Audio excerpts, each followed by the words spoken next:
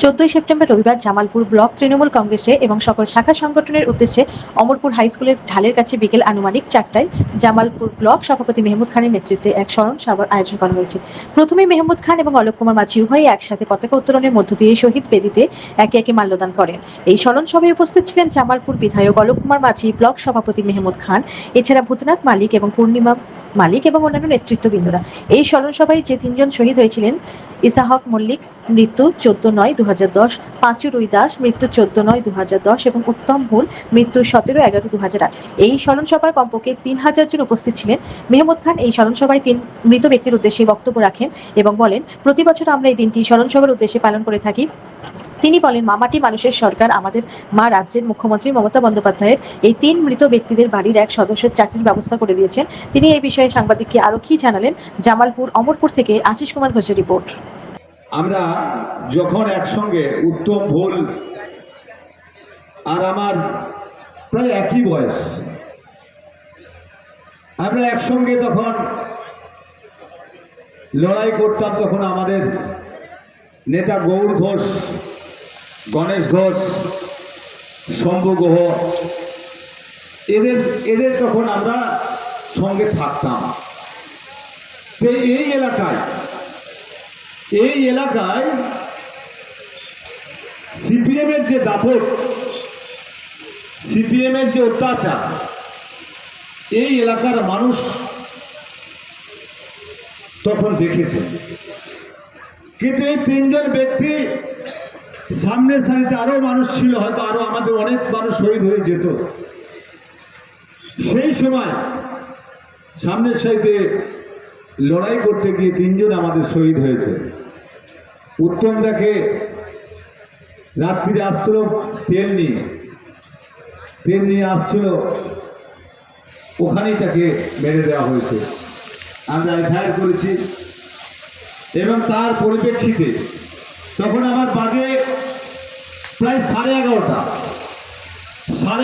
তখন মোটরসাইকেলে আমরা আসছি 11:30টার সময়।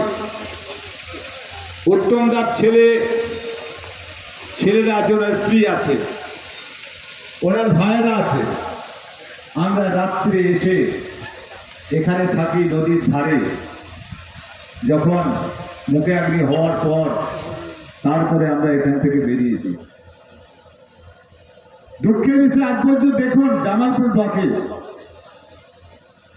আমাদের দ্বারা রাজ্যে বিভিন্ন মানুষ বিভিন্ন করতে পারে, তার অধিকার আছে, কিন্তু এইভাবে নৃশংসভাবে যে তাদেরকে মেরে দেওয়া হয়েছে, এবং এর জন্য মাননীয় মুখ্যমন্ত্রী মমতা বন্দ্যোপাধ্যায় এসেছিলেন জামালপুরের বুকে, এসেছিলেন আমাদের মদন মিত্র, তখন আমাদের রাজ্য যুব সভাপতি, উনি এসেছিলেন অমরপুরের মাঠে, এসেছিলেন নেতাজি ময়দানে, এসেছিলেন আমাদের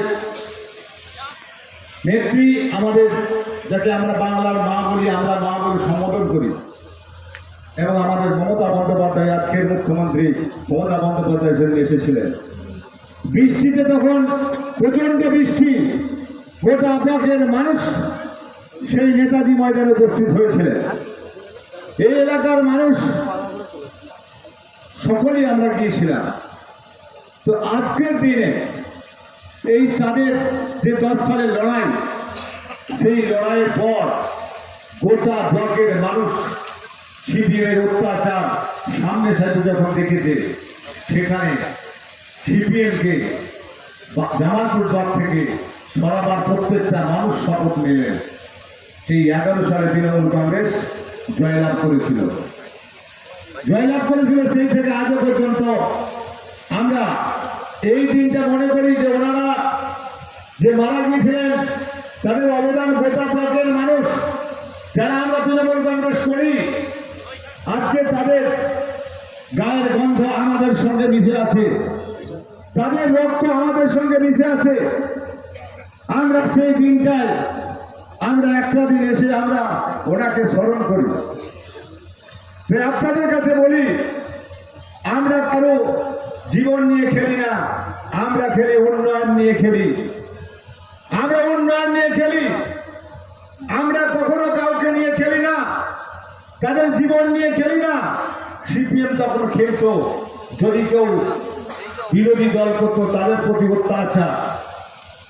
আমাকে যেন উত্তম দা মারা গেলেন, আমাকে জামালপুর ফুলবাতায় সিপিএম এর কমরেড বন্ধুরা পাকা রাস্তায় ফেলে আমার গলায় পা দিয়েছিল সেই মেহমুদ খান।